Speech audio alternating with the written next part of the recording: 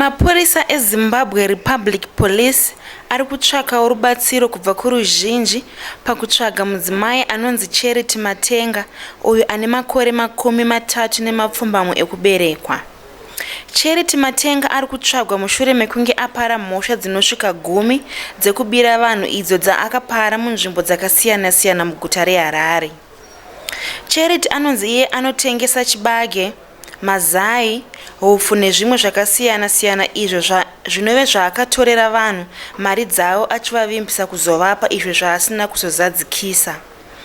Mapurisa ari kukurudzira veruzhinji kune avo vakabirwa naCharity kuti vazomhangare pakamba dzemapurisa dzinowanikwa munharaunda mavari.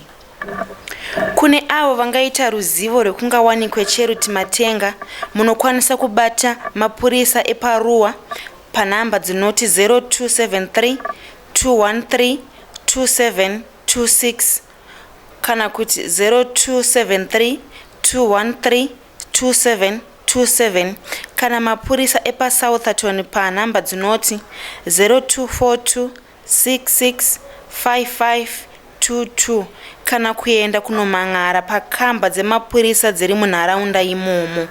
Thokozile Mawere achitaurira paHasha TV.